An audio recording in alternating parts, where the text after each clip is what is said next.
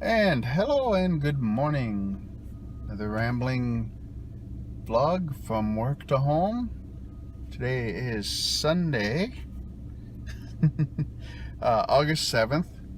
It is the end of Gen Con weekend, and I'm going to be talking a little bit about Gen Con and board gamings and probably some Netrunner. So we know it was Gen Con weekend this weekend. And I don't go to Gen Con because it's not local. Anyone that's familiar with the history of Gen Con knows that at once upon a time it was in the Milwaukee area. It moved out of state, out of city for financial reasons a while ago. The one time I and my friends and family were able to go to Gen Con was the last year it was here in Milwaukee, and since then we have never really had a chance to go again. But and the but is that part of me would like to go, but having a wife with mobility issues that would love to go as well generates some issues and concerns about her safety. Just looking around, you'll find videos and images of the crowded conditions at Gen Con these last couple years. Even moving to Indianapolis and to a bigger venue, it is still a very crowded con, because it is the mother of all role-playing conventions. Gen Con started here in Milwaukee, and I think even before then,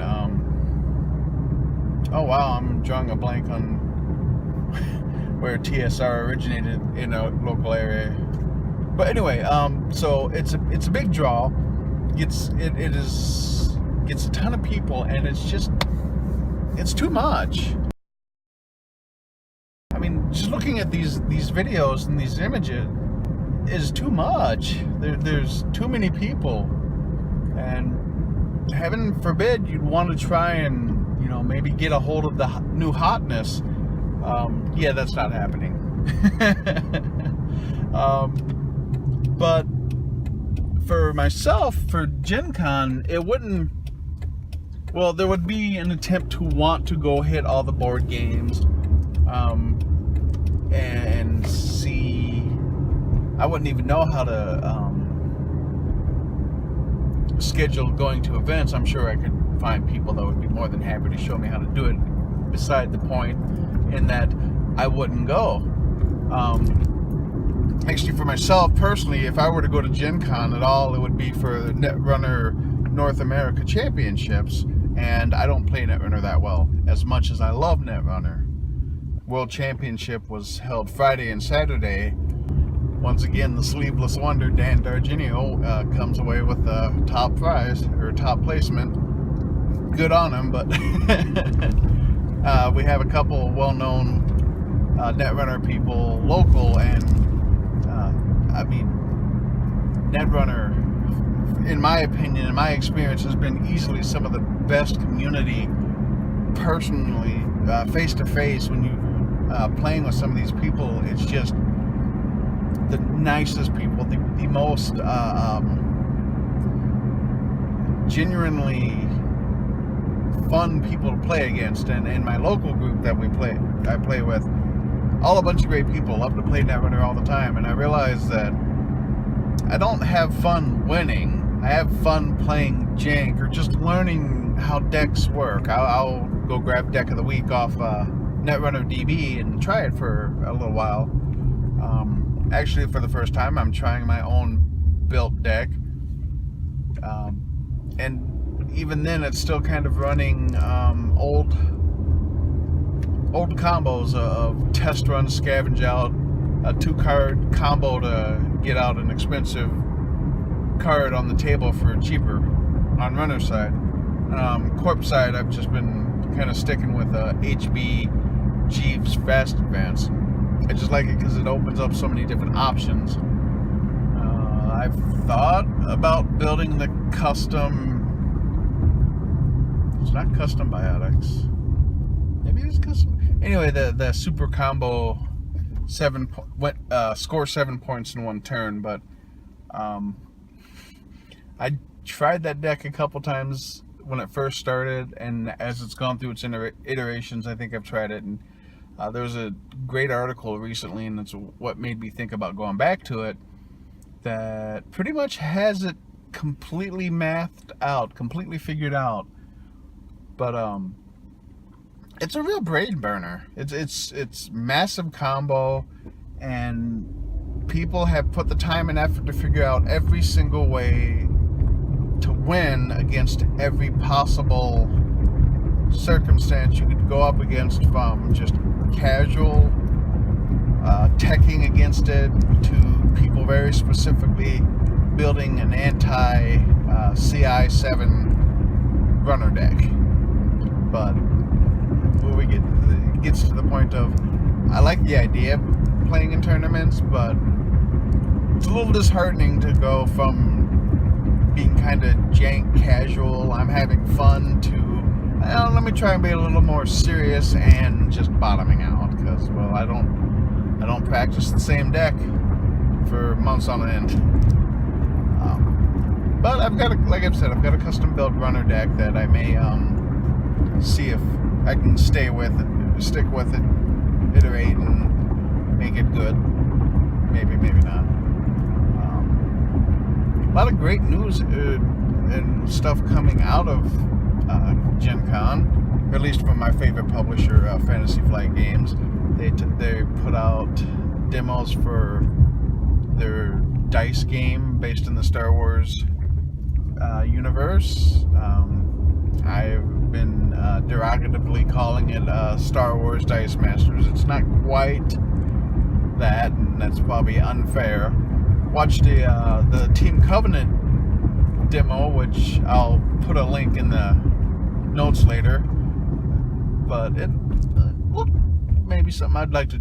If somebody brought it to the game store, I would certainly play a game of Star Wars Destiny, is the actual name of the game. Watched the demo for Arkham Horror. It's a new game. I forget. And then I know there's supposed to be another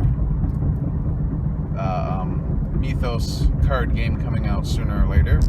So we'll see how that works. If anybody's actually watching these videos, and I'm not just putting them out there, you can see that the put up the last couple videos and all the talk of being too lazy to edit and what. I did it. And hopefully I've figured out how to make sure these videos are constantly right side up. But even if they're not, played around in Movie Maker enough to flip them around. My wife mentioned she'd like to try her hand at streaming herself on Twitch, and I think I surprised her when I said, well, go ahead. Why wouldn't I? Why wouldn't I be supportive? Let her do her thing. Let her have fun. If she follows through. I know that was my problem. I built a fantastic new gaming computer designed to stream, and I think I streamed all of maybe 2 hours, if that. And I've come to the realization, I think I've come to this realization many times, that I can't be on for hours at a time. The people I like to watch, they're entertainers first and game players second. Twitch streamers like Boogie2988, Swiftshot, Bast50. These are some of my personal stream favorites. I'm trying to find other streamers maybe during the day, because so far my complement of streamers all broadcast at the same night. I'm forgetting Tiger Rider. How am I forgetting Tiger Rider? He's probably my personal favorite. But these people are all entertainers as much as they are streamers, and that's why I watch them, because they're entertaining to watch. And I've found that I can't be on by myself and be entertaining for hours at a time. I can do like this 15-minute kind of stream of conscious rambling, and that's fine.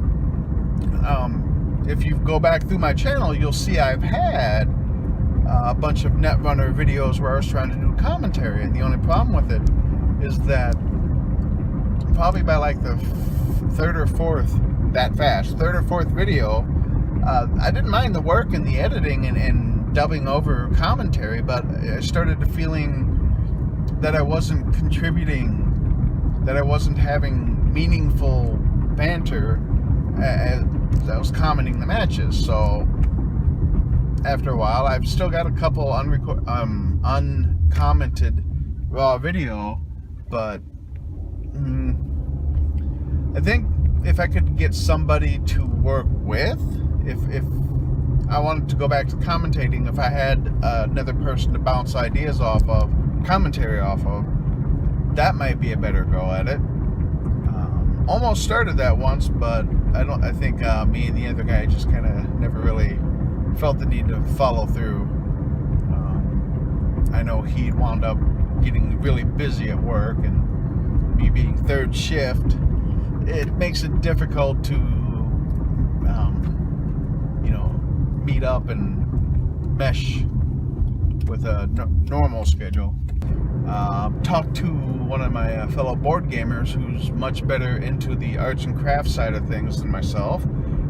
He has in the past made custom foam core inserts for board games for me, and what with getting Betrayal at the House on the Hill, it has an awful lot of bits, a lot of different tokens for all the things that could possibly happen in game. And I have them in the much dreaded Ziploc baggie solution, and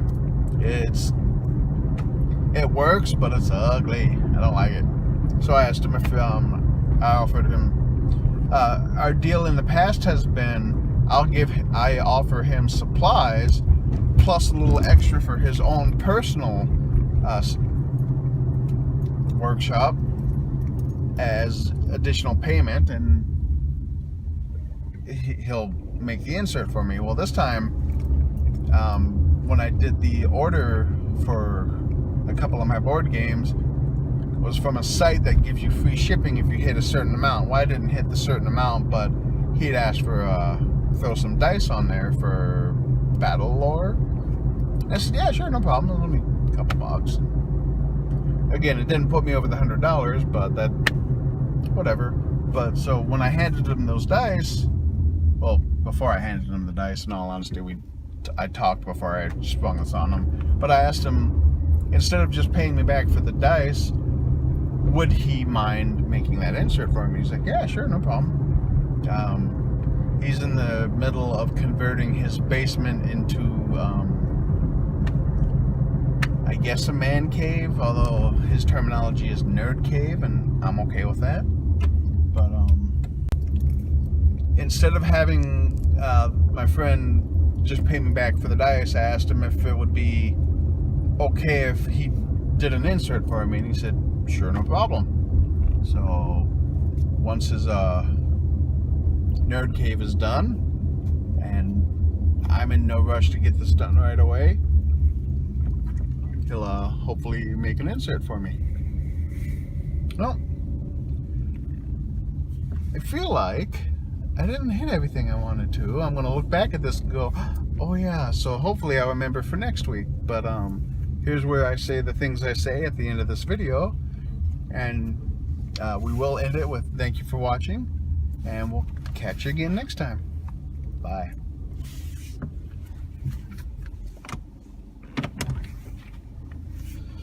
Trying to park and give my farewell at the same time is an awful, awful thing. Maybe I'll use this for an outro later. Or outro. Blooper reel. Blooper reel. Blooper reel.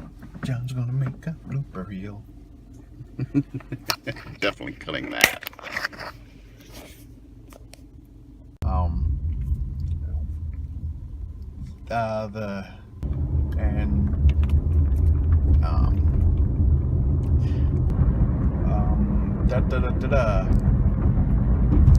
Oh no, I think I've lost track of what else I was gonna do. Oh, I guess I should be. Yeah. Ooh, that is a pretty dog. Wow. Big, beautiful dog. Sorry, got distracted. What else? I don't know what else. Talk to a game.